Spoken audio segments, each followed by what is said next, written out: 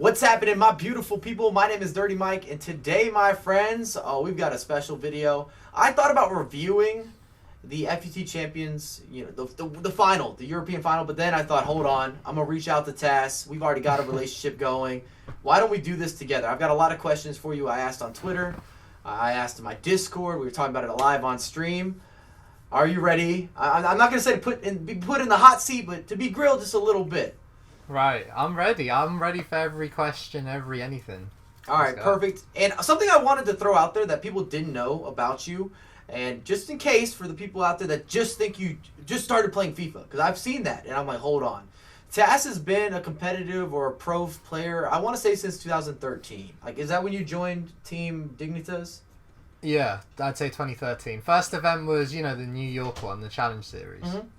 So just wanted to start out with that in the very beginning. And if you enjoy this concept of doing kind of a review with the champ, make sure to drop a thumbs up. And I'm going to put his YouTube channel as well as his Twitter down below so you can stay in touch with what the best players are doing. You ready? I'm ready. So I want to start out with kind of what was your mindset going into this regional? What were your expectations?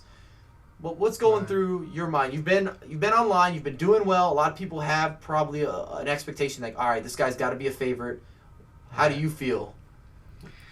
So, obviously, I think any player would have gone by how they've been performing in FUT Champions online. That's really the only thing anybody could go off. And for me, since the bat of the game, I've been performing unbelievably. I mean, obviously, as a competitive player, you want to aim for the top, but even the results I was getting were far exceeding my expectations. I think in October I came second in the month in the world. November again second. December was like 17th with no qualifying. January 1st.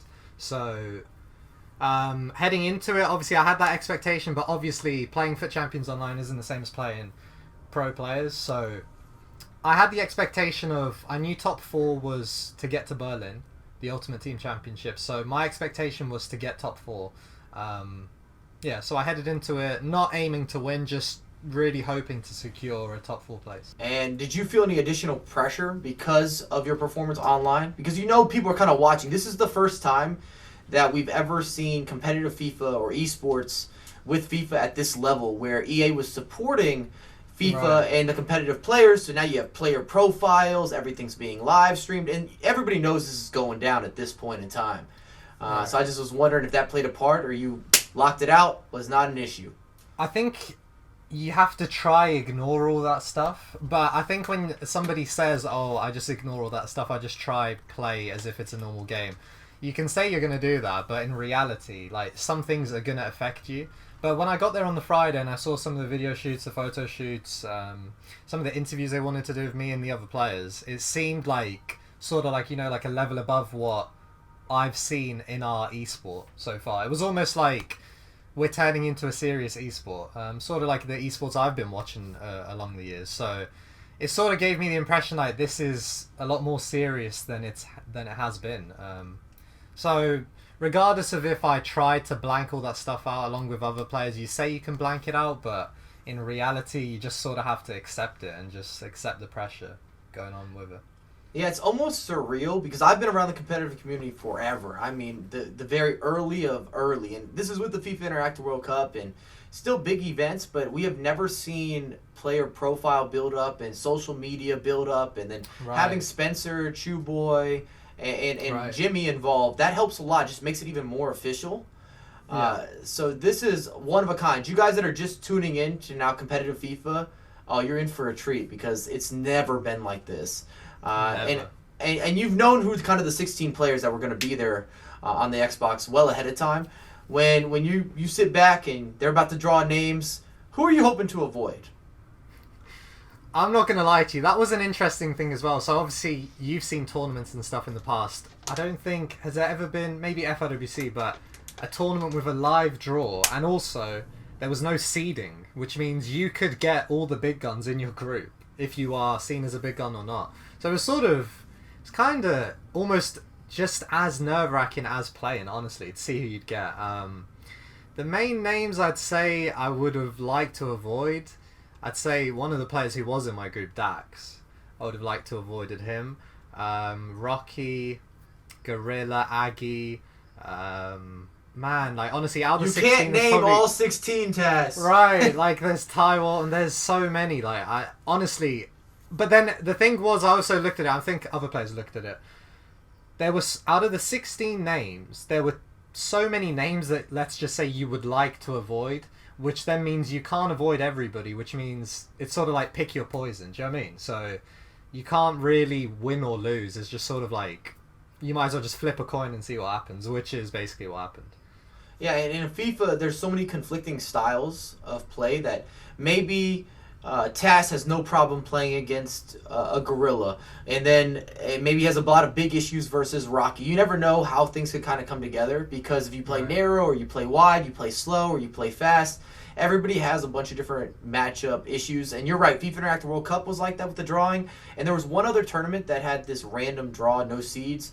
It was actually, I think it was at an IESF tournament, which I don't know if you heard of it. It was in Asia where we were doing the FIFA Online game. It was almost like a modded version of FIFA, and we flew out there, and I remember that it was done completely at random. There was no seeding involved. Outside of, I think they made sure to put the Koreans in separate brackets, so they got seeded, but everybody else you just filled in wherever you got drawn.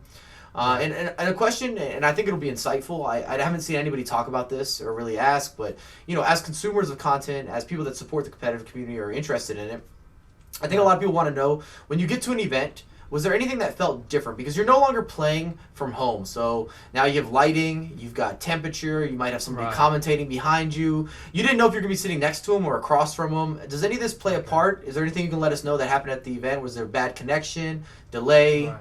Talk to us, Tass.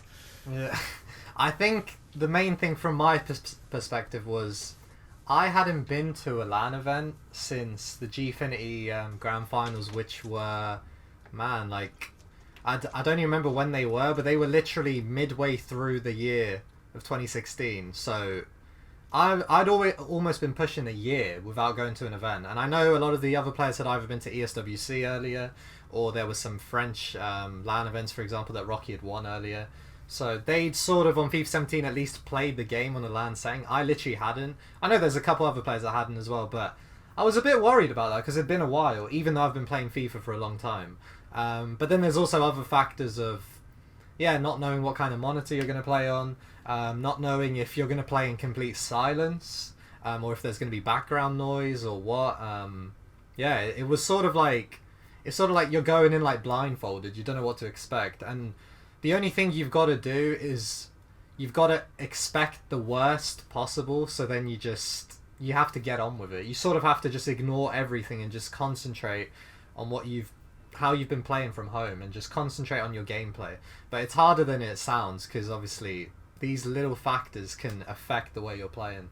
So, yeah. Did you get any warm-up games before starting off the tournament? I did not. So, I had not played FIFA since Thursday night. Thursday evening I hadn't played. Even on the day, the thing was half the groups from PS4 and Xbox played the morning session, and then the other half played the evening. Not evening, but like 12 p.m.-ish. We'd got there at 6 a.m. And if you were the first groups out, which I was, there was no time to play practice games. However, there was like a half an hour wait before we went live, and some of the players thought it'd be smart to ask people from other groups for a quick game.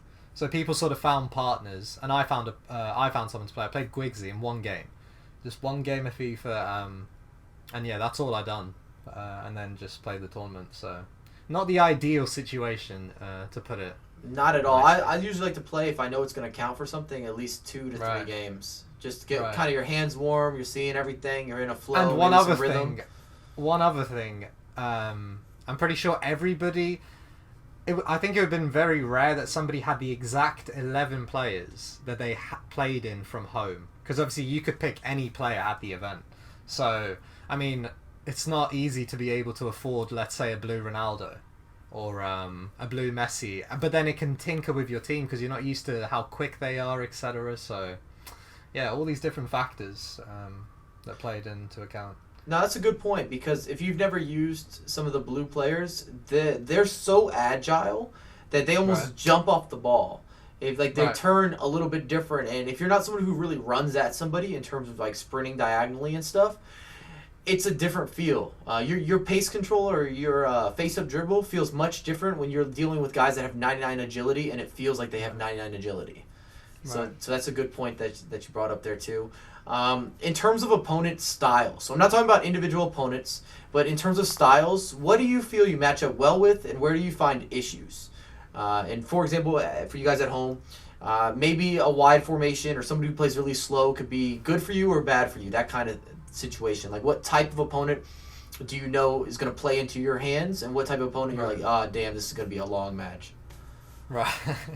I think this year one thing I've done well is I've sort of done well against every type of play, because obviously everybody that plays FIFA plays it a different way. There's only a certain type of styles. There's not very many, but obviously, as you just said, there's a possession style. There's also an extreme possession style.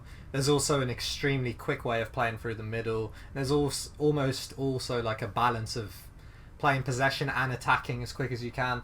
And I've sort of something I've figured out about myself. I'm doing well against any type of play, and I don't think I could pick a type of play that I would be like, yeah, I'd rather play that type of player, just purely because of the way he plays the game, and that would help me out.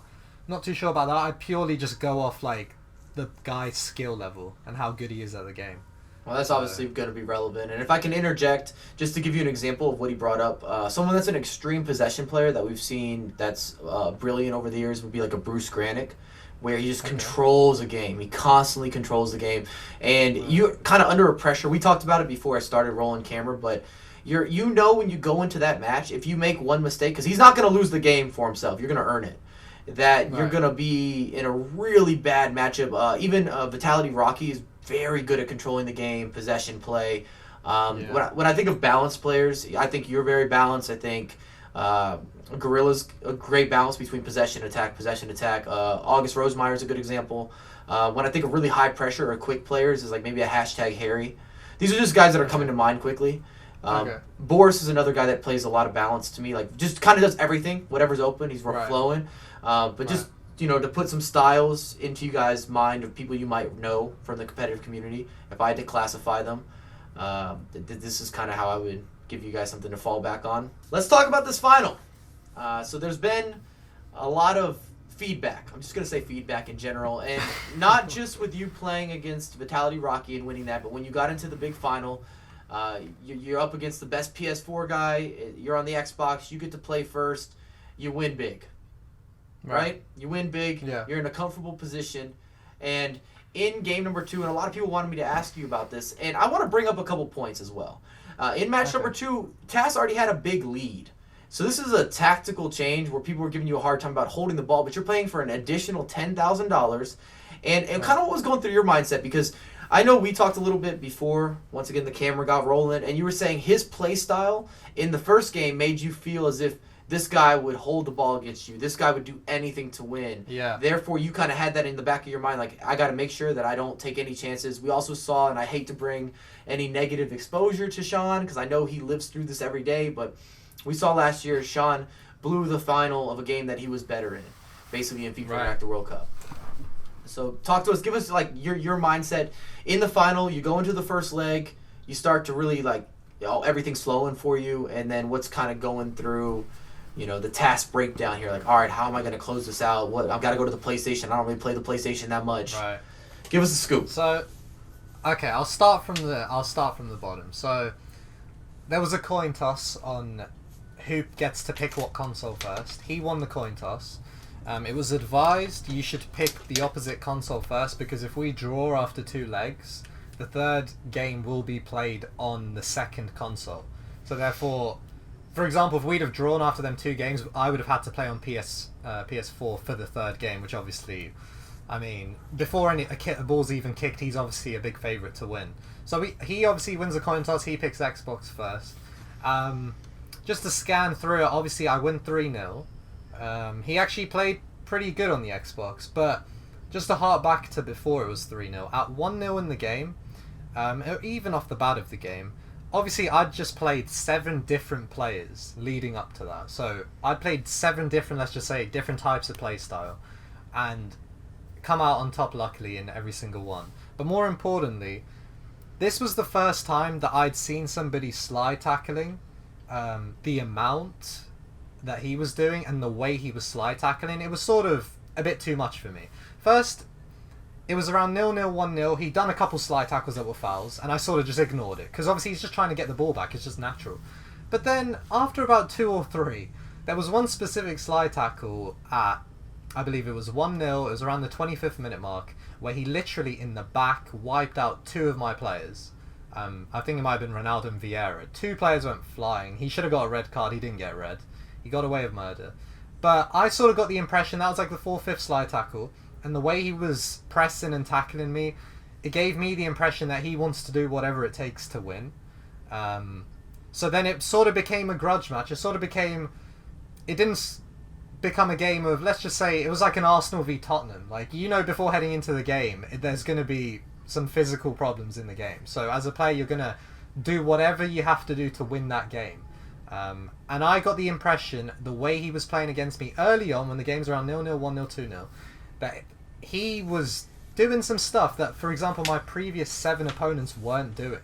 So, and in my book, it was a bit dirty, to be fair. I didn't mind him doing it, but it gave me the mindset that if I get a big lead, if I'm lucky enough to get a big lead against you, I'm going to have to give you a headache, just like you're giving me a headache now. So that's the impression I got, and obviously I was fortunate enough to have a 3-0 lead after leg 1. And I didn't actually extremely change my tactics after the first leg, even though I'm going to his console on PS4. And bear in mind, I've not picked up a PS4 controller on FIFA 17 at all. And obviously the team's a bit different on Ultimate Team, as you know, there's no legends, etc. So it's a bit dodgy, to be honest. But I started off and started pinging the ball about really well, and I ended up scoring like in the first 10 minutes. So it ended up being 4-0 and obviously 5-0 on aggregate. And I remember pausing it after that, and I just said, that's enough. Like, I have a 5-0 lead. Everything took into consideration how he's been handling the whole game so far. It's time for me to, unfortunately, I like to call it doing a Mourinho.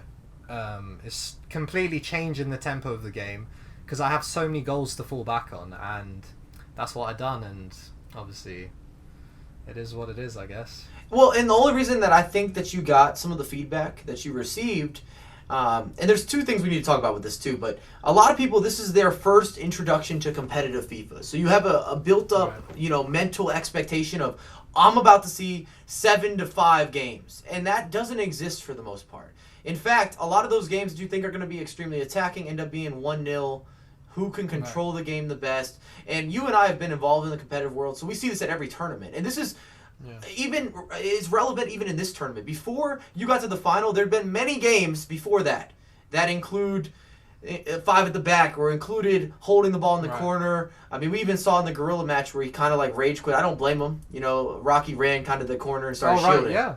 We saw these. This was not new. It happened in many, many games. And the thing is, like, if you ask Gorilla, he has 0 problem with it. Like, it's just he's losing. He's chasing the game, and it's obviously a 1-goal game, etc. And Rocky has to do what he has to do. It's not Rocky has to do what he has to do.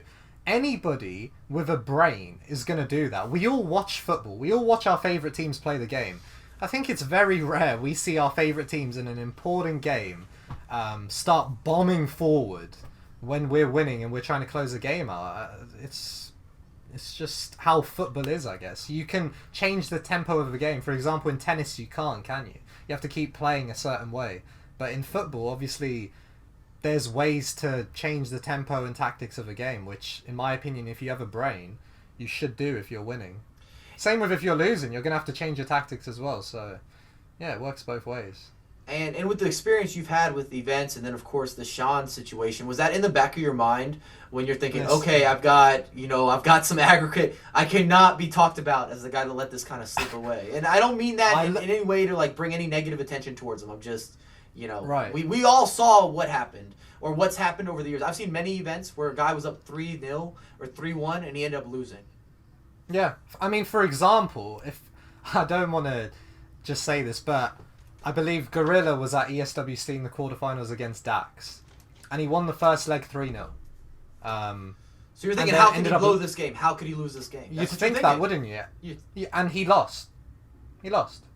Just to put it just simply, he lost by a goal. And I believe he even, once Dax came back to, I believe, 3-3, he then took the 4-3 lead. And then, in his opinion, could have done some things differently that he said to me. And he didn't do things differently, and he's ended up equalising and then getting a late winner. And on paper, he had a 3-0 lead from leg 1. You'd think, surely it's over. It's not.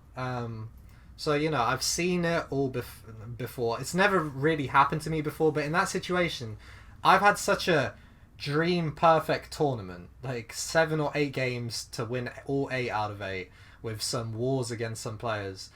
If I have blown that for whatever reason, whether it was him playing really good in the second leg or me messing up, whatever the reason is, I would have actually had to look at the event as a failure, which is sad to say, because obviously I've secured Berlin spot. I've won my Xbox console, which is the main priority. But you said to anybody, you have a 5-0 lead and you end up messing it up for whatever reason. You look at that tournament that you went to as a failure, unfortunately. Honestly, you do. It might sit with you much longer. Like, for the year, it could sit that long. You'll never forget it. I mean, I don't think, as long as you're competing, you will never forget it. Ever, ever forget it. It's just, you've thrown something away that was yours. That's how I look at it. Exactly. You were like, here's Christmas every single year. Right. Take it. Yeah. Please have this opportunity. And I think people are quick to hear about, oh, there was some time play? No, I can't believe that. And they ignore that you were up by 4 or 5 goals. In terms of aggregate. That, you did everything you wanted. The guy, if I'm down by 4 goals or something, that's pretty much a GG. I mean, there's not many comebacks that ever occur with that kind of margin. Right. I mean, you look at, honestly, the things that roll through my head, it's probably off real football, but we see what, Mourinho does with his teams when they're up by 1 goal. Over the years at Chelsea, at Porto, at Inter Milan, even maybe now at United, I haven't really seen it much. But if he's in a big game, you see the tactics his teams are implementing, and these are at 1 goal. I cannot imagine Mourinho's face if his United team blew a 4-5-0 lead. I could not imagine his face.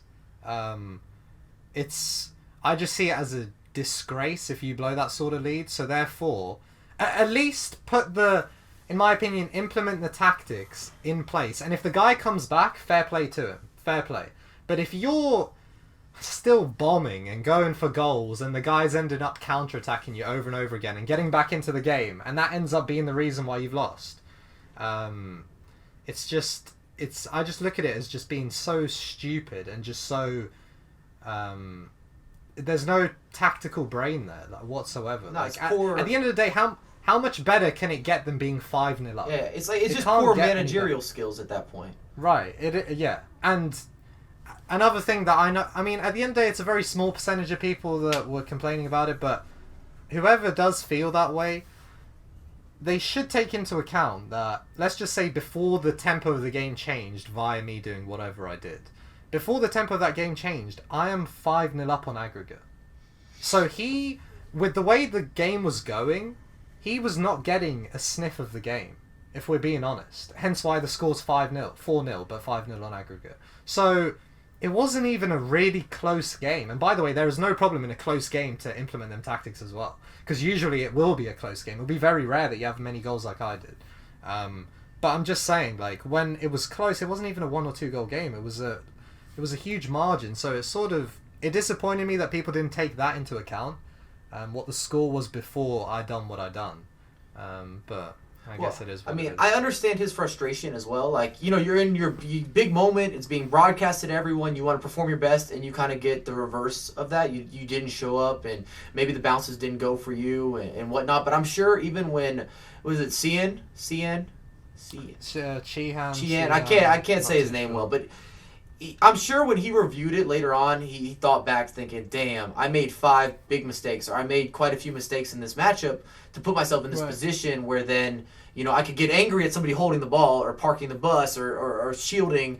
But at the end of the day, he was already in a really ugly scenario in terms of trying to pose a comeback. Like, you needed the biggest favors you could ever ask for in order to really be able to generate a comeback when you're down by 5 goals. Exactly. But it does lead me to ask you this. Do you play differently when you're matched up with somebody that that you already have a relationship, or do you treat everybody the same? So, for example, I know that you and Gorilla, y'all get along well because y'all have done videos together, etc. Y'all are in a competitive tournament. Both y'all want to win the game. You're up 2-0. Do you change tactics? Okay. Do you make adjustments? Or do you treat him differently because you have a built-up relationship? I wouldn't implement it. Well, first of all, that's another different scenario as well. At the end of the day, it's only 2-0. A 2-0 is a lot different than a 5-0. For example, if you're 2-0 up on aggregate and there's like 80 minutes of play left, I mean, in my opinion, it's pretty silly to, completely change your tactics and go, let's just say, whatever you want to call it, keep the ball or whatever. But let's just say I was 5-0 up against Gorilla or like somebody I know like Ty. I'm not going to lie, I wouldn't implement what I'd done. Mostly because I know they wouldn't do it back, so I wouldn't do it back to them. As for Chihan, I don't know the guy. I've never spoke to him until the event. And just the way he was playing, as I said earlier, in the first leg, some of the slide tackles and stuff, if you guys go and watch it back, man, he had before the game disconnected and then we had to restart, he had about 6 players on yellow cards. And you already triggered. Right, I was triggered, yeah, because I'd played 7 different people before this. By the way, the other 7 games, just by scoreline, the games were a lot closer. They were 1-goal and 2-goal games, and they were not doing this. So this is obviously what he does, which I don't mind him doing it, but then he has to accept whatever I'm going to do back. He just has to accept it, because the slide tackles, they weren't normal slide tackles. I don't care what anybody says. I've played FIFA long enough. They were dirty. So, gave me the impression he's going to do whatever it takes to win. So, I'm going to do whatever it takes to win as well. Basically gave me that impression. Well, I just wanted to open it up for discussion so people, maybe if you didn't put it out on your channel, they at least could hear it, your voice, via my channel as an outlet. Where maybe it reaches a larger group. Because I don't know how many people even tweeted me, did you see what Tass did? I was like, wasn't he up by a lot of goals in this game? I understand. But see, but I come from that community where there's never been a tournament where the winner every single game played, this beautiful 1-2 tiki-taka. There's never been an event that I've been to. If you had to play more than 7 or 8 games in that event, or 7, 8 opponents, at least 1 or 2 of those games, there was some suspect activity that went down.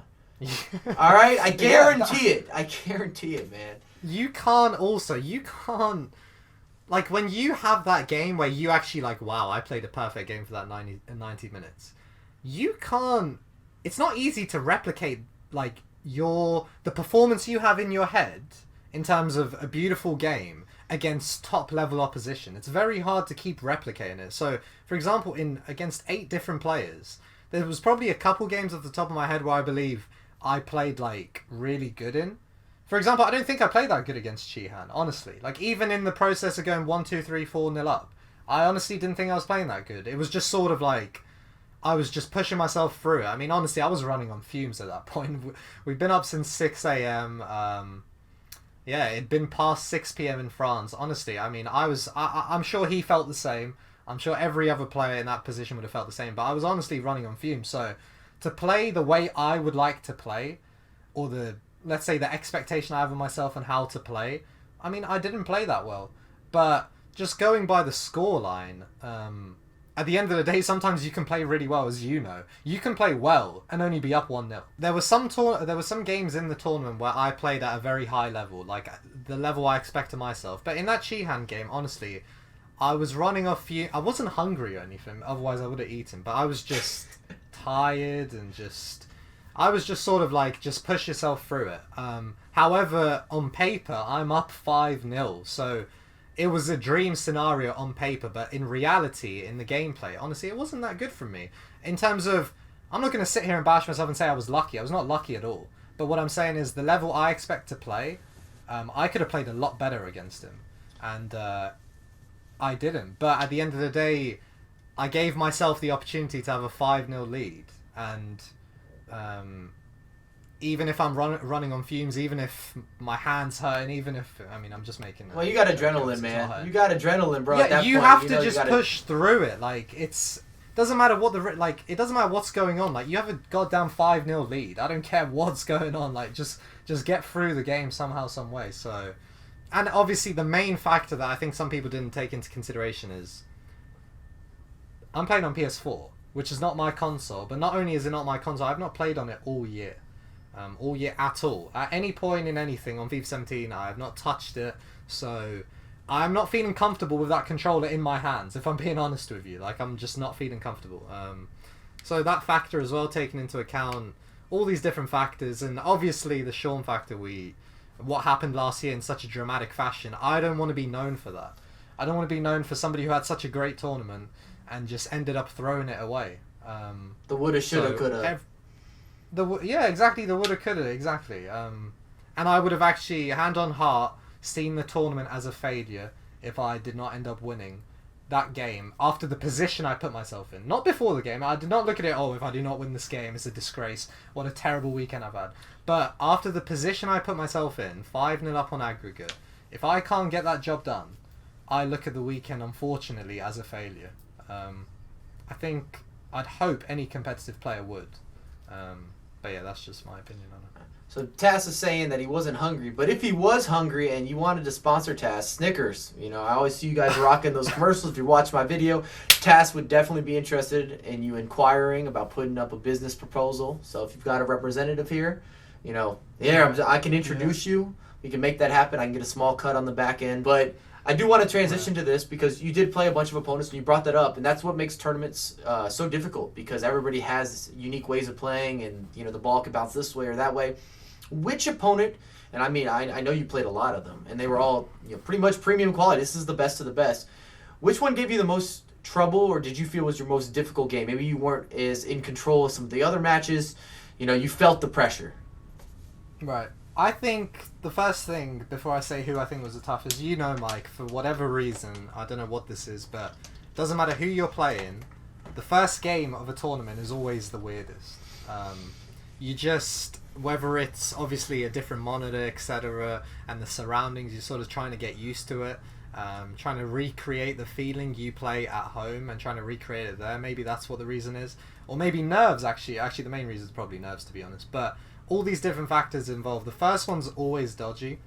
But after that, just going off caliber of opponent, I'd say 2 names ring a bell straight away. And that's Dax, who was in my group, who plays for PSG, and Vitaly Rocky, who I had 2 extra time wars with, to be honest. That's the best way I put them.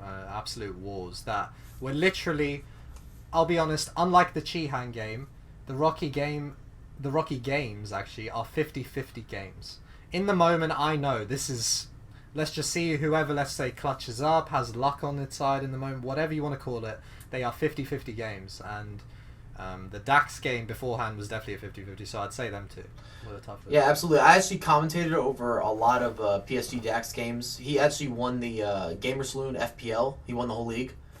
Right. So I was. Yeah, I watched. Oh yeah. Game, you were involved for a little bit of that. I've seen you in the chat, but yeah. So he won that event. So I've seen Dax play a lot. He's got all the skills, everything you could ask for. And then Rocky. I'm telling you, you do not want to see that guy in a tournament. We've talked about it before, but he's just not gonna make mistakes. He controls the game so well. I think he had the highest finishing percentage in the event. So I want to say they were saying that he finished 50% of his shots. That's going to put you in a good position. Almost. Listen, his name is Rocky. Like, his name is Rock. Like, he literally is a rock. He doesn't, from my impression, he doesn't get nervous. He doesn't give you a goddamn thing. He makes you work your tail off if you're going to end up beating him. I'd say maybe a nightmare to play, if I'm honest with you. There's a lot of people from France you do not want to see in tournaments. I wouldn't want to see Maninka. I think it's Maninka. I've met him before in Paris, actually. Yeah. I wouldn't want to play him in a tournament. You wouldn't want to play Dax in a tournament. And there's a lot, like, the top 10 or 15 players in France are not people you want to meet in events because a lot of them have LAN experience. You wouldn't want to see Brian. Yeah, you got me. I was coming with that next. You wouldn't want to see Brian. Do you remember when Vinch was winning a lot of tournaments? Vinch, yeah. I beat Vinch in ESWC, by the way. 3-0. Really? 3-0 at ESWC. Damn. You were there. You had an unlucky ESWC. I think you were at that one. Oh, that one. Damn, yeah. You know what I'm talking about? Yeah, I think you lost on a... And I don't mean to bring negative here. You probably thought about this a lot. But, all right, your boy, Tass, now champion, he lost on a pass across out of the back. Like, he passed it from the goalkeeper, and instead of it going to the left or to the right, it went straight. So, like, just a typical, very noobish mistake, actually. A really strange error. I remember you losing. He lost. He got eliminated from the tournament off a pass from the goal kick. There you have it. Yeah, and I had, like, a dream, like, group stage. I think, like, we had to play, like, 7-8 games. I think I won, like, every single one bar one and, like, drew it. And my group was, like, really tough, so I thought I was actually going to go on a run, and then... just like that. Thrown away. I mean, if it counts for anything, I got first game out of the group, and I finished second in my group. And I had a great group finish. You know, I was very happy. Sean was first in my group, who went to the finals in this tournament. But first game out of the group, I had to go against August, who screwed up in his group. So I got a horrible, basically, trade-off. Like, I'm telling you never want to see Rosemeyer in any tournament at all. No. Like, he's one of those guys that kind of just has, like, the ability to show up, like, almost get better. Like, in a big moment, he improves. He doesn't just stay the same, at least from my experience. Maybe not in Europe. I'm sure he's really disappointed with himself, actually, to be eliminated in group. But he's one of those guys, if you have him in a best-of-3 or an aggregate situation, which is what happened in ESWC, not good. Not going to be a good matchup. To beat him in 2 games in a row or something is really hard. No, he's a problem. Yeah, that's probably the way to say it. He's a problem. So going back home now, you've won the event. I'm sure your phone has been getting hit up all over the place. I'm sure hashtag guys are very happy with your performance. Do you have any gameplay adjustments that you've noticed that you want to make, or are you just trying to stay as consistent as possible?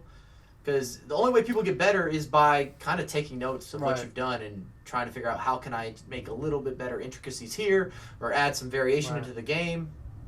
Little things, little details.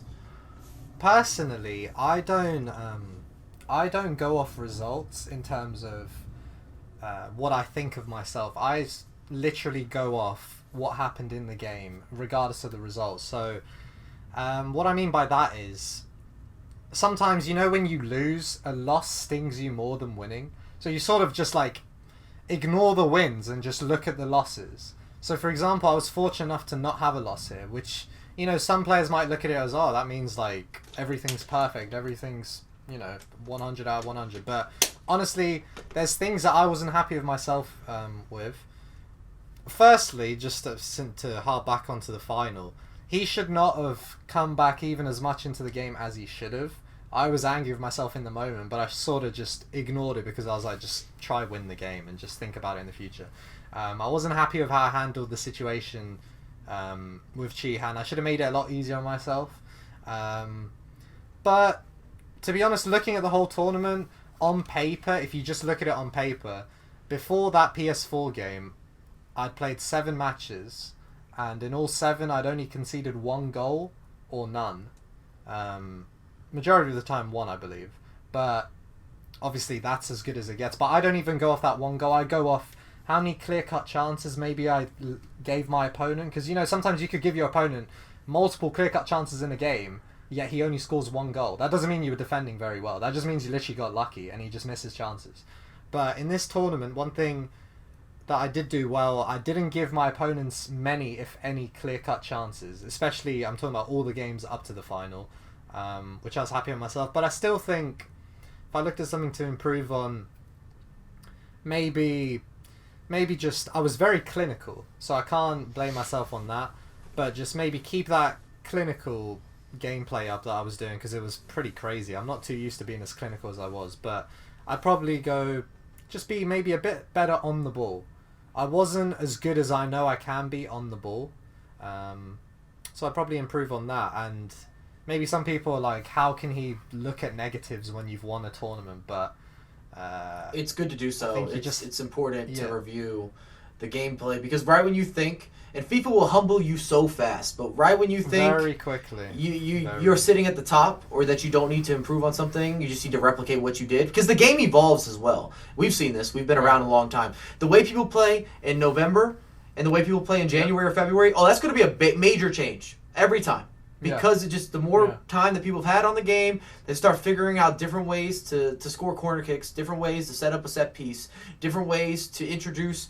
I always like to think of the drag back where you pull it back. I almost think of that as a Tass drag back. And it's not because nobody else does it. I just think you do it better than everybody else for the most part. Like when I'm thinking of Tass gameplay, I know that I'm going to see in one game probably 10 of those. Where you pull it back, pull it back, pull it back. Half drag back. Yeah. Where you don't choose an exit direction. If you've ever watched Tass play, then you know what I'm talking about. But it's something that's very, I don't want to say exclusive, but it's just very dominant in your game. Kind of like if you were to go back 2 years, I use the body feint more than most people. Whether it was a defender, a midfielder, an attacker, I'm cool with it. I understand the spacing involved. I'm body fading backwards, forwards, side to side, you name it. It was something that I introduced, and it was part of my style of build-up. I gotta ask though, for winning this event, do you get any bonus from Spencer? I know you came home with a big payday, but Spencer's gotta be happy. He picked, 3 guys that are all at the finals, and for the most part performed pretty well. I know Boris is hard on himself going out in group, but after you heartbreaking how he lost. But after you get out of group, you just could hope for the best. Like, man, I need to have a couple bounces that go my way. I need to get on a good roll, because you guys had to sit down for some of them at least. They had to sit down for a while. You played early and then came back, right? Yeah, I mean, there was a break between when my group finished and then my quarterfinals started. I'd have to say, I'd say 2 hours. And then I'd probably say another, hour and a half-ish between when I won my winner's bracket. I had to wait for, obviously, the loser bracket to develop, so waited over an hour for that. So, yeah, these breaks, and obviously, I mean, you could go in the back and play then, because obviously you have time, but come on, you don't have energy for that. These games are taking it out of you, so you just sort of just have to wait and see what happens. But as for Spencer, I don't know. I'm pretty sure, obviously he was really proud of all of us, and also it was really cool to see. It was really cool to see for me. This is more important, not more important, but it was just on par. It was just really cool to see on par with winning. It was cool to see how other people were reacting to me winning. Not necessarily the whole tournament, but just throughout the tournament. To see, genuine happiness on other people's face when you're doing something successfully. It was pretty mad. Because obviously, when you're doing something well, you're going to be happy about it. But to see other people be happy for you is pretty cool to see, honestly. I'm glad you brought that up. Genuine. I think you represent the long-term pros, or the long-time pros. You've been around a long time, and for people at home, there wasn't a lot of money in FIFA tournaments. I mean, there was some hustle and bustle where you could play for money. Like, hey, you want to play for $20? Hey, you want to play for $50? We could set up something, but there's not a lot of events. And to see somebody that you might have thought was from the past come back and basically win the first major event of the year, I mean, outside of ESWC, it's like, oh, right, that's what I'm talking about. Because, you're from the era, I say, before the custom tactics. Before custom tactics were even involved in FIFA, it was literally whatever you could do on that directional pad, and you showed up. And you went head-to-head, and hopefully you could outthink your opponent and have the big moments. And it's cool to see somebody that comes from, I would say, that era come through with even the new guys, the 16-year-olds, the 18-year-olds. Guys that have been killing it online. Yeah. You're right. There's a part of me being I'm an older guy now involved in a competitive community. I'm 27. I think you're quite a bit younger than me, or a little bit younger at least. But it's good to see people that I know have been putting in work for many years to finally get the exposure that they deserve. Right. I've always known you were great at FIFA. There's no doubt. Just to come out of the UK, you have to be really good at FIFA to go to the international events, and then also have good showings there. And for a lot of people, this is your introduction. But for others, it's like, damn, I'm glad my man Tass was able to put on for people that have been grinding the game for 5 years. 3 years, 4 years, not just somebody who picked it up for this tournament. Basically, also another thing that, just to switch topics a bit, I've had some heartbreaking losses over the years of competing. I'd say maybe not many, real heartbreaking, but there's definitely one or two that stick out, which also gave me the must of doing what I'd done against Chihan in the second leg. For example, in 2012, it was my first event. Maybe it's because I'm 18 as well. I mean, you know, when you're younger, you take FIFA, you take losses in FIFA a lot more sort of emotionally than you do maybe 4 or 5 years later. But I was 18. I just seen this whole world that apparently exists, which back then is not as big as it is now. And obviously it was the New York tournament, as you know, the $400,000, which is mad back then. Yeah, those were the biggest. There was two years that we had the biggest FIFA tournaments we've ever seen. When Virgin Gaming got involved, they had an event in Vegas. And I think I finished top 8 actually in Vegas. But they had an event in Vegas and an event in New York. And the first place prize was $165,000. There was real money involved. $167,000. There you go. It was mad. And we've never seen anything like this. To put it in comparison, FIFA Interactive World Cup is the biggest tournament. Okay, it's $20,000. Just to try to help you measure this. But go ahead. Measure it into I'm 18. I've just turned 18, which, by the way, as you would know, you'd have to be 18. By the way, my birthday was like 2 weeks before lucked that up event. to even get there, yeah. I lucked up. So there was that, and I'd never been to an event where I didn't even know all this stuff existed. And some players online that I built friendships with said, trust me, it's worth you going. You could actually do something. You're good enough. So I was going off what they thought, and obviously going off what I thought of myself. I was like, yeah, I think I can do something. Obviously, the tournament format you need luck in, meaning it was just straight. It's a single elimination and it's random draw. There's no. It was crazy. Right. I could play the best player at the event first game. There's literally nothing more that went into it. You want to talk about a random setup?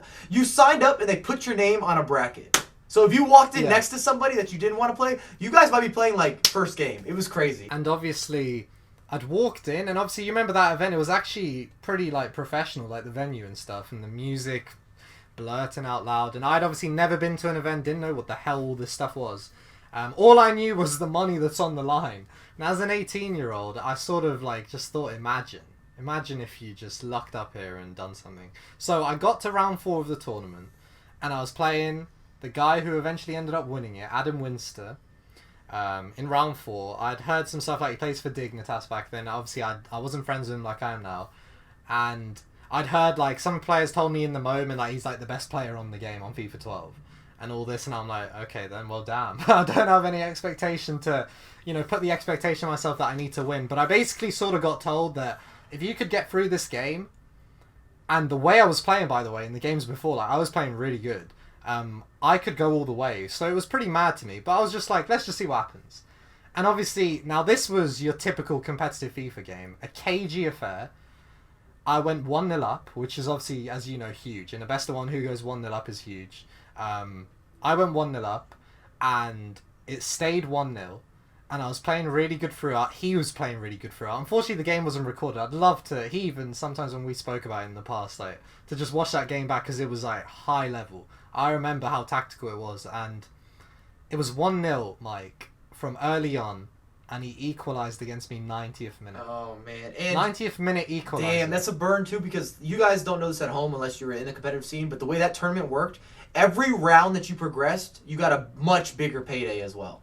So, let's say the first game, if I won, I got $1,000. Second game, I got $2,000. Third game, I got $3,000 on top of the 2. Right. So it compounded. Right. There's never been a tournament like that. Usually you'd play for whatever the big prize is. First, second, third, here's the prize. This was every single match was a payday. Yeah, you're double, tripling, and then at one point, timesing it by 10. It was a one of a kind. I think the prize pool at this event was over $1 million between Madden, FIFA, and NHL.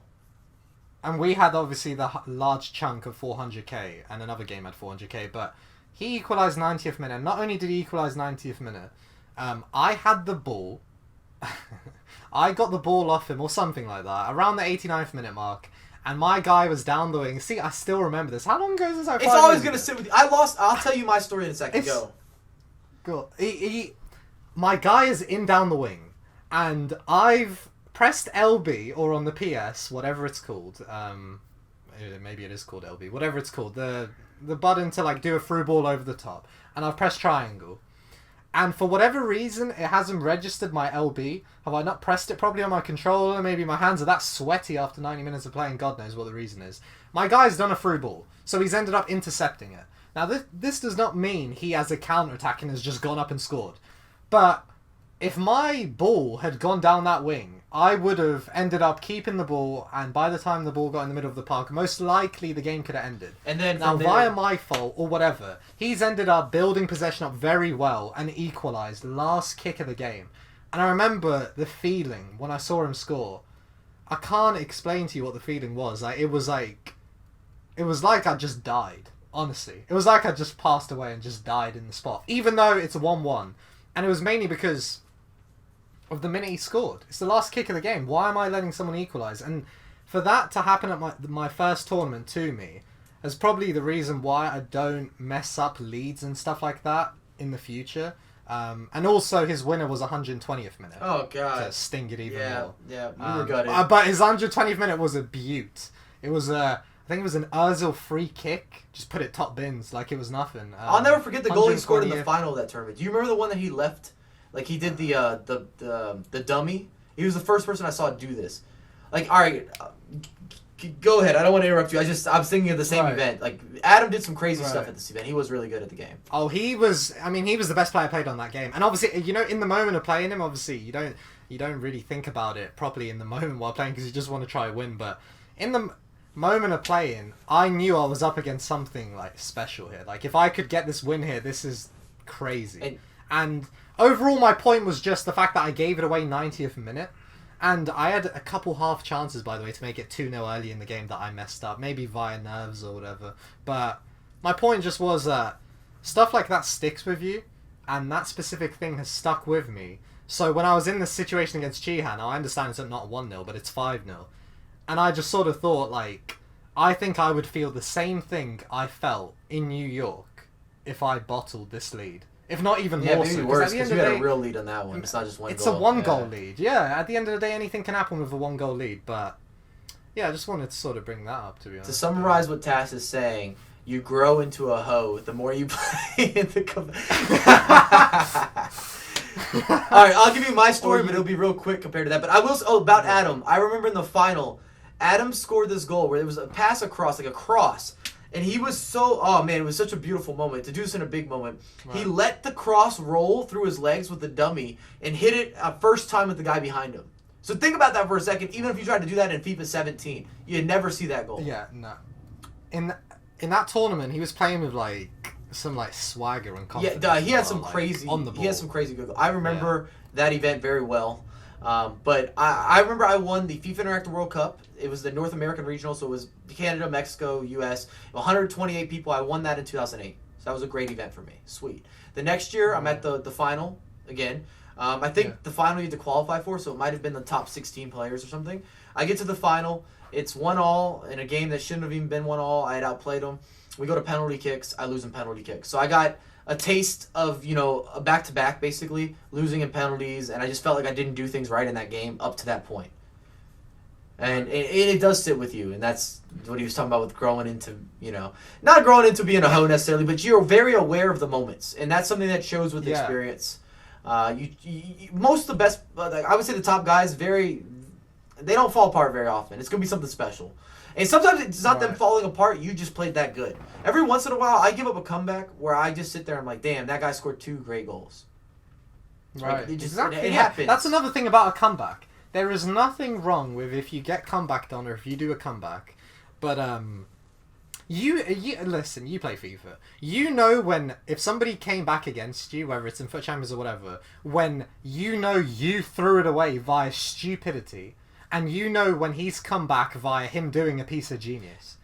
Or if it's something lucky. If it's something lucky, then you can't control that. It's either luck or genius. If somebody comes back via them two things, then you just have to hold your hands up and just take it on the chin, literally. But if you throw it away, honestly, and you analyze the situation, you're like, well, damn, I literally just threw it. I just gave it to him. You can't sit there and... that will live with you forever because you've given him it.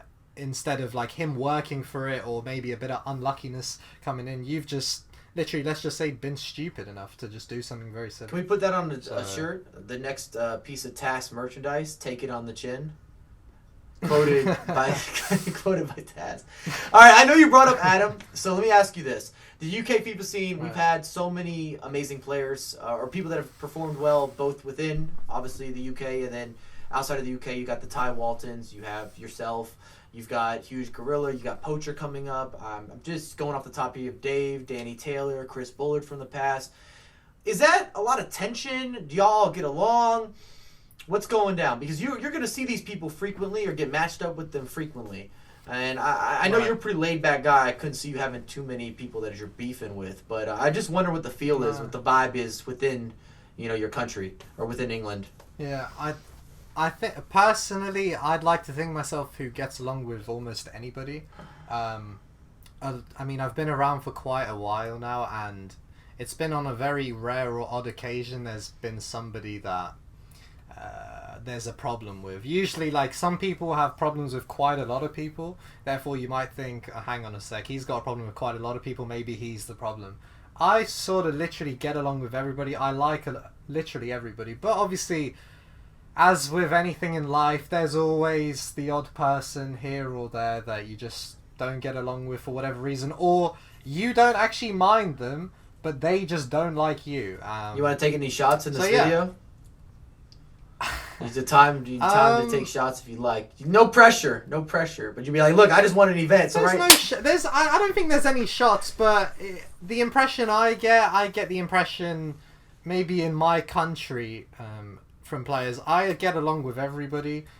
All right, if it looks like the video cut out, it did. My camera shut off, so I might have interrupted Tass, but he was trying to give us a great metaphor about, the NBA. Americans were good at that. But Europe, I agree with you. You don't have to break it down. You don't have to be polite about it. There's more competitive players in Europe than any other place in the world. I mean, there's great people that maybe are competing in the North and South America, or there's great people that are competing in Asia and in that group. But in terms of the overall quality, probably the top nations for quantity, if I'm thinking off the top, not just one individual, but just a bunch of good players. You're looking at the UK, you're looking at France, you're looking at Germany, and we saw that. The Germans performed well, right? France performed well. The UK performed well. No surprises. I think Spain has a lot of talent. I haven't seen somebody bust out lately. It's been, other than Ramos, but, Ramos hasn't played as much recently, in terms of being involved in the competitive world. There's great players in Sweden. There's great players in Denmark, but I don't know how much depth they have. I think there's on the cup. It's growing because of Rosemeyer and Boris. It's pretty decent nowadays in Denmark and Sweden, I'm pretty sure, pretty deep. But at one point, it wasn't like that. No. But the thing is, just heading into it, every player I spoke to agreed that it's the toughest event to date with the players that have got themselves qualified. And not only that, it will be the hardest event of the year purely because, let's just go fast forward to the Ultimate Team Championship in Berlin. So they're the finals, and then the other finals, obviously the FIWC finals. The reason why this is, like, on paper, harder to win, which every player agreed with, is at least then you get to mix in the other nations. So therefore, I mean, there could be some huge names missing from a UTC in Berlin and a FIWC in London that in this regional were here that could not be there, and they would be replaced with, let's just say, people that you would rather play, if you're honest, than the people that you would play in Paris. So for the level of difficulty of the event, and just for the odd person to not just even congratulate or just say anything positive about it, was sort of just, it was just a bit lower than to be honest. I understand where you're coming from, because outside of just the finances involved with this is the biggest accomplishment you've ever had in your career. All the years of playing FIFA, it's kind of for this moment, and then what kind of carries on from there, we don't know. You might win another big event, but for right now, this is the biggest event that's happened in terms of the right people being there and the exposure. All right, so you guys might not have had all this connect yet. Maybe it has. It's sat down and you realize what we're witnessing. This is a game changer for esports. We've never seen anything along these lines for FIFA, and it motivated me as a competitive player. I never thought about coming back this year or really playing tournaments or doing anything along those lines because it was always a bunch of cheating and there wasn't a lot of prizes, and I didn't know what FUT Champs really meant. I wasn't sure. This is new.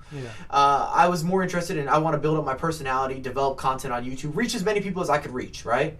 And now after seeing some of these events, I'm like, damn, I want to play in this. I got to play every weekend. I got to make the right changes. I got to see what players really work for me. What skill moves do I need to add in? Yeah, some of the things even EA were doing, like just making interviews with the players, tweeting it out on their official Twitter. I mean, come on, how long have we been playing? Never got that before. You're right. Like, and I'm not stressing like if I qualify or don't qualify, but the point that I was trying to put, I want to do well because I know people are watching. I know people care about. Right. Hey, I wonder how Mike's doing in this. I wonder if he's playing well or if he's not playing well. What squads is he using? It matters now more than ever because before people didn't really care. It was only between the competitors. We all were curious. Okay, you're using this guy as a fullback. Oh, he's out of position, but that works. Oh, that makes sense. Oh, you're using this formation to switch and create additional pressure. But the internet's changing things. The exposure with this is changing. The support from EA is changing. And that kind of transitions me into the next point. I want to ask you about the FIFA Interactive World Cup.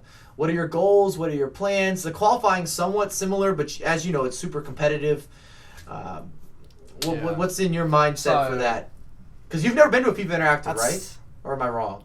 I've been that debut year that I went to New York, actually. In that summer, I somehow scraped through that last month to get to Dubai. So I've been to Dubai all them years ago. So that was 2012. Since then, I haven't made it to one. Won't dive into why. Won't dive into why. Because he was disconnected. He got DDoSed. He lost the DDoS war. If you guys never played FIFA Interactive World Cup, this was their biggest problem, okay? That's why EA stressed dedicated servers. By dedicated servers for FUT Champs, it does not mean the connection is going to be good. That's not what dedicated means. It means that you can't get DDoS. We're not on a peer-to-peer connection anymore. We're not sharing that.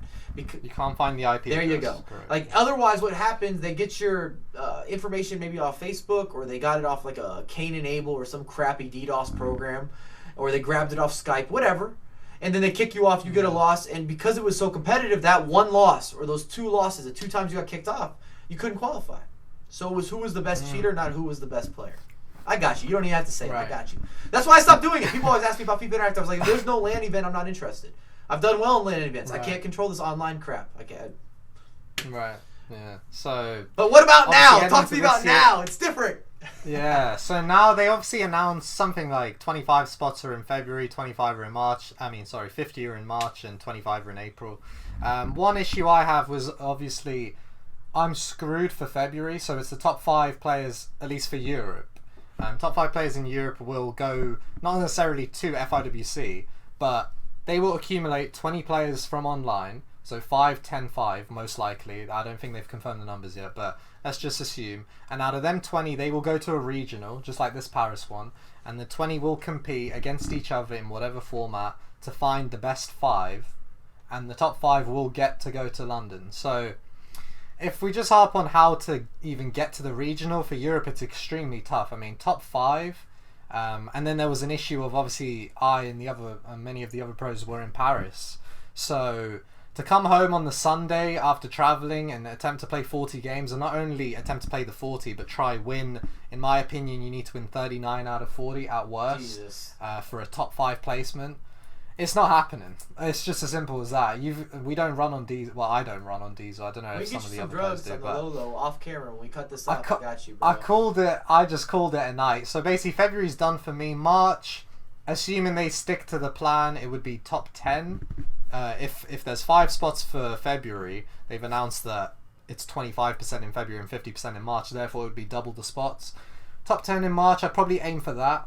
I finished inside the top 10 in January, November and October, so obviously why not? But again, there's minimal mistakes you could get. I'd say for top 10. You know, like your internet provider, it happens. Listen, I'll be honest with you. This is what I honestly think you need to get if you're in Europe for March. If it's hypothetically top 10, you will need to get, to secure yourself 100% a top 10 spot, you will need 156 out of 100. Hey, I called it, before you said it, I said 4 losses. Y'all see this. I agree. Yeah. I'd say 39, 39, 39, 39, 39. And then I'd make sure you don't have the worst skill rating in the world, just in case somehow, some way, it comes down to skill rating for the What do you think makes up the skill rating, by the way? Because this has been a big debate. I'd love to hear your opinion. Right. I'm pretty sure I figured it out. Oh, perfect! Yes! Exclusive! Sure, yeah. Putting this in the title. I'm pretty sure this is a fact. If you play early, you will have a better skill rating. So I've had terrible skill ratings across the months, mainly because I end up leaving a lot of games till Sunday, and yeah, I have a terrible skill rate. Not only me, some of the other pro players that have the same sort of process as me. I play a lot of games on Sunday because I'm just too busy on Friday and Saturday a lot of times. Right. And guess what? The odd time I have bashed it in December, because there was no qualifying involved, I just thought every weekend I might as well get out of the way quickly. The odd time I've done it quickly, and I've let's say I've played 30 games by the time Sunday's rolled around.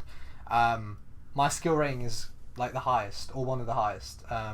So it's not an opinion anymore. It's actually a fact, because I speak off what my skill rating's been like when I've left a lot for Sunday, but then the players I speak to that leave a lot for Sunday have the same thing, and then as soon as they've switched to a schedule of finishing a lot of games by the end of Saturday, their skill rating's jolted up. So for whatever reason, there's no logical sense behind it whatsoever. But the more you play on the Friday, Saturday, the higher your skill rating will be. I am 99%. That sucks, because I still can't see myself playing through Saturday. Always is like the worst server day for me. Right. So it just this is a bad. I told people many times that I think rage quits also play a part in this. So I think if you get a shit ton of rage quits, that's going to be an issue with your skill rating as well. So like for me, because, and I'm sure you run into this issue, people know that they're playing myself, and they know that they're playing you. So if they go down 2 goals, they exit. That happens to me all the time. Right. So. And I'm actually glad. Yeah, same, because I don't want to play any more games. But I think it screws your skill rating. I think it really, dude. I've had weekends where I have 18 to 20 rage quits, bro. It's like, I don't know, like there's no way for me to have a high skill rating with 18 rage quits. I don't care. Right. But I'll tell you right now, the main thing is, for example, how many do you leave for Sunday? I'll be honest with you, my best weekend league performances, I've always had 20-ish games I usually left leave about for 20 for Sunday. Yeah, and guess what? Every single time, and I'm talking about when I've got 40 out of 40, so I haven't even lost to get my skill rating down. My skill rating is terrible. Yeah, no, I have the same problem, and I've talked about it so much. I'm like, guys, I am not avoiding people. I don't have the only people I avoid are like people. If I know that I'm playing someone from like South America, I don't want to play that game. Not because you're so good or so bad at the game, just because I know connection might be worse. So. That my reasoning is not to like dodge somebody, and that's what happens. Yeah. Damn, man. Last question I'm gonna ask you. I know you've been here a long time. This video is gonna be long, guys. But when I look through all the information, I love it. I think it's a lot of good material. People ask, how do we become a pro player? How do you get involved in the competitive community? And a lot of people want to know, how much do you need to play? Obviously, you're gonna have to play all the weekends, but. How many games do you think you play a week? And do you play friendlies versus some of your friends that are also pros? Talk to us real quick. Right. I mean, I'll be honest with you. I think every year has differed to this year. Talk about this year because those people that are really curious, it's this year because the money's involved, the exposure. So you're right. The years have differed. I agree with you 100% in the past. Because you have a must 40 games every weekend. Come on, like when would we ever play 40 games? I'll give you my answer. I play the 40 over the weekend, and maybe a few warm-ups in there, and then over the week, dude, I don't play that much. I try to stay away because I'm so burnt out. I was about to say that. I'll be honest with you. There's been multiple weekends, even in a row, where I've played none until Thursday. I bet you no FIFA. I bet you I average like 50 to 60 games a week. Maybe because I live stream, maybe 60 a week because of the 40. Right. I'd say I just play some head-to-head seasons here or there. Maybe in the future I'll start entering some of the online cups on Gfinity. But I'll be honest with you, till this point, when the weekend league's over, let's just say FIFA's not getting touched on Monday. No way every Monday it's a day off. I'm going for oysters with my girl. And if you're sitting there playing, let's say, 10 games of FIFA on Monday, I salute you. Who are you playing against? Man. Oh, God.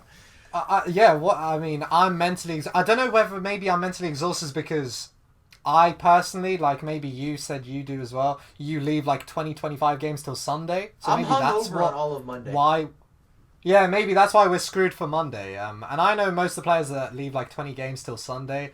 I mean, FIFA's not getting touched on Monday. Most likely Tuesday as well. But if you want to be in an ideal situation, I'd say just like in the weekdays, just, almost like stay loose. Like, don't forget what you're doing. But I'd say if you're not already at a certain level at FIFA, you're gonna have to grind. I was about to say, you're probably right there, You can't just... You're gonna have to grind. You're gonna have to be honest with yourself of what you're doing wrong. So obviously, let's just say you're at a lower tier of FIFA. I honestly believe, like, when I was definitely as well at one point, I would make a lot more mistakes than I make now. Now I make a mistake here and there, and they stick out in my head. Whereas years and years and years ago, I would be doing so many different things wrong. I'd be like, oh my god, I need to fix this, I need to fix this, I need to fix this. So I'd actually have to sort it out. So if you're an upcoming player, you're going to have to grind the hell out of the game. But not just grind pointlessly. When you play a game, and you play a couple games, be honest with yourself, like, what you're doing wrong. When you lose a game, be honest. Don't always be like, oh, it was absolute bullshit. Like, he shouldn't have scored. This was BS. The game's screwing me, EA, etc. Or my players aren't passing the ball how I want. You gotta be honest with yourself. If you're not defending properly, for example, and you're conceding like 5 goals a game, like, there's something wrong with you. If you're not scoring enough, via not creating enough chances, like, you look at your shots after the game and you literally have like 3-4 shots. There's something wrong with what you're doing offensively. So I'd say be honest with yourself and just work on what is honestly wrong in your game. And if you're an upcoming player, you're going to have to grind the hell out of the game. And obviously now you have an avenue through FUT Champions, the weekend league, where you can show people automatically around the world who you are by finishing inside the top 100. But after you get great at a game, you keep it. Like, Right. your mind just moves good. Like, since I got good at FIFA, so 2005 was when I got good. Right. I've been good at every single FIFA since. Right. There's never been a FIFA I wasn't good at. That's now, another thing. It you know, carries on. some games you're more interested in than others, but there's never been a FIFA I wasn't good at. Right, it just carries on. It's sort of like, it's like riding a bike. You won't forget. Maybe if you don't play for a while, you won't be as good as if you played consistently, but you'll always be a certain level once you get there. But you have to get there first. It applies sometimes to other games, and this doesn't apply for Tass. I don't think you have this story, but I also played at the Virgin Gaming World Final. I qualified for Madden, and I qualified for NHL. So that tournament for all that money, Right. I was playing multiple tournaments when I was there. I don't know if you knew that. In Vegas and in New York, yeah. I did not know. So because the defense was so similar to me, from FIFA to Madden and from FIFA to NHL, like how you shift people, how you double team, I was able to apply it and be at like a top level in other games. So the point I'm trying to make is I'm co-signing what he's saying. Once you get to a good place or a good understanding, Right. you'll always be better than normal people. Right. Now, it doesn't mean you can't lose games to like above average players or something, but I'm just saying your consistency will be great. Look at Tass's record, for example. This is when you know that people can be awesome at a game. You're like 1140 or something. Something like that, yeah. Like, Do you realize how ridiculous that is, guys? Just think about that for a second. Because he's only playing good people. He doesn't play just random throughout the week, really. I mean, some of that's in the draft, but outside of the draft games, yeah, I mean, I don't play draft. I grinded the crap out of draft at the beginning. Yeah. I haven't touched draft since maybe the odd draft here or there. It's either FUT Champions, Season 1, or maybe play a pro player here or there. That's about it. So, yeah. There you go. So if you enjoyed the content, guys, make sure to drop a thumbs up. Go subscribe to Tass. Like I said, I'm leaving his channel and his Twitter down below. I know we've been here talking about a lot of different information. I'm going to throw something in, too. If y'all want to see Tass play somebody on his channel, put that in the comments. Who do you want to see him match up against? I mean, he's got access to the world, I would say, at this point. People want to take your spot. Right. So, I'll let them decide. But until next time, peace. You got any last words for him? Thanks for having me. Hashtag it. First off, thanks for having me, and obviously don't forget to hashtag it. Dirty Mike, you got to hashtag it as well.